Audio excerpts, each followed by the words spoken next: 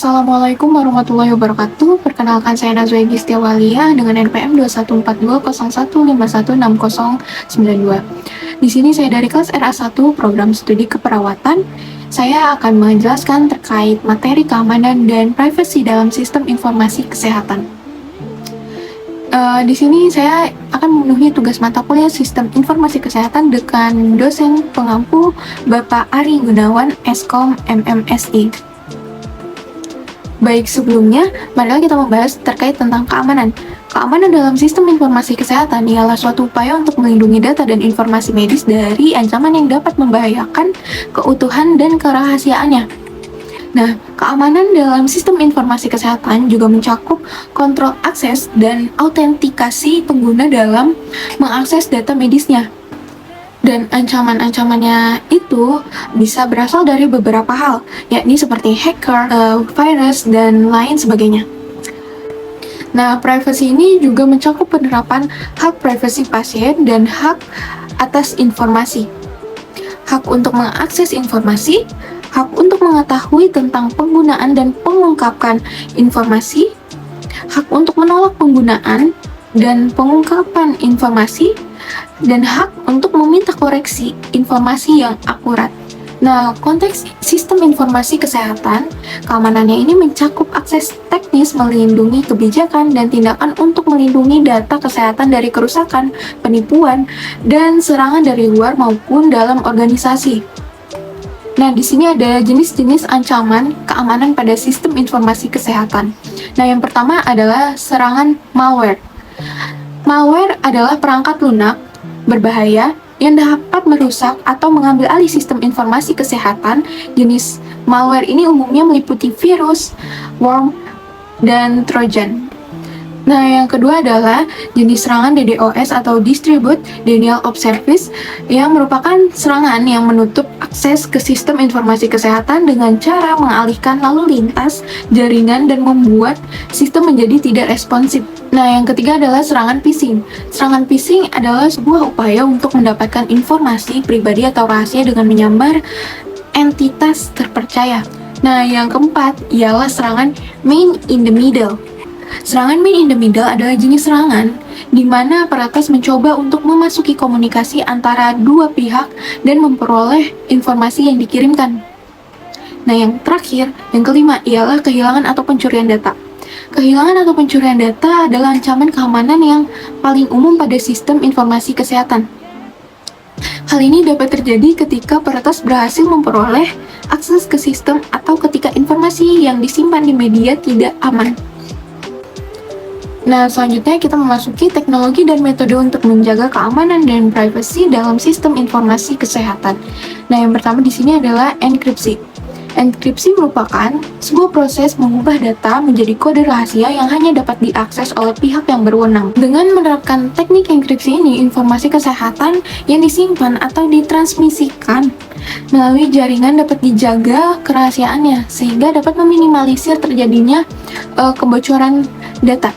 Nah, selanjutnya ini adanya sertifikat digital. Sertifikat digital ini mengandung informasi tentang identitas pengirim atau penerima data, serta tanda tangan digital yang dapat membuktikan bahwa data tersebut tidak dapat diubah oleh pihak yang tidak berwenang.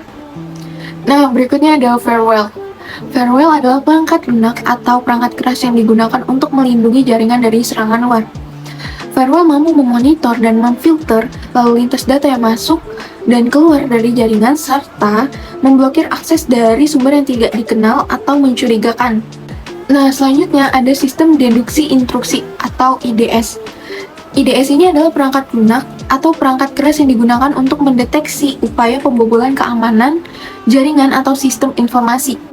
IDS akan memonitor lalu lintas data yang keluar dan masuk dari jaringan dan memberikan peringatan atau tindakan respon ketika terdeteksi adanya upaya yang mencurigakan.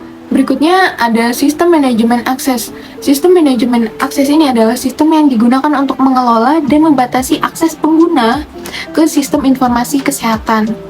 Jadi tidak bisa sembarang orang untuk mengakses sistem informasi kesehatan.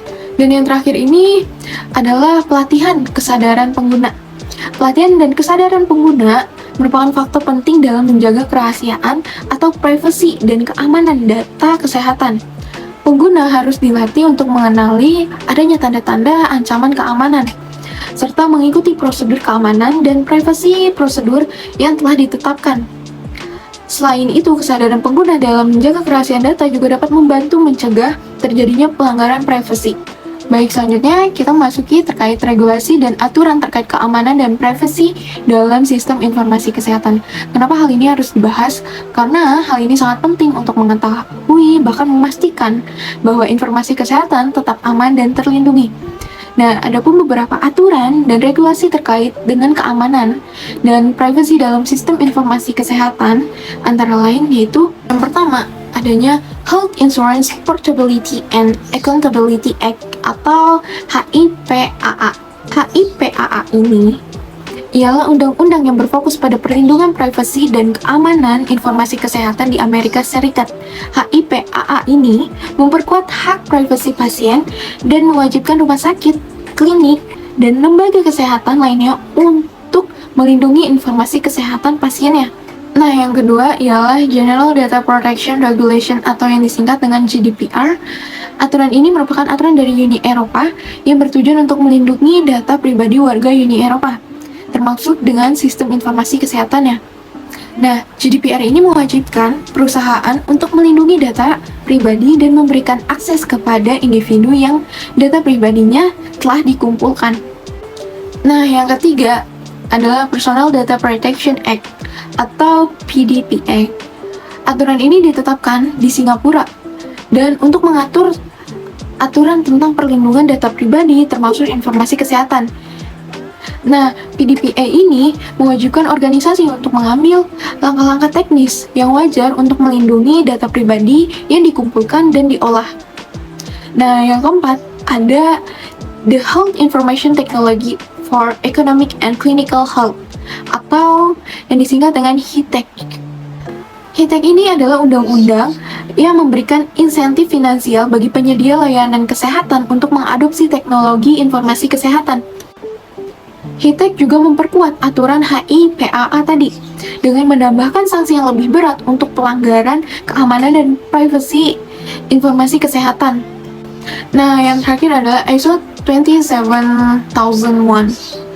ISO 27001 ini adalah standar internasional untuk manajemen keamanan informasi.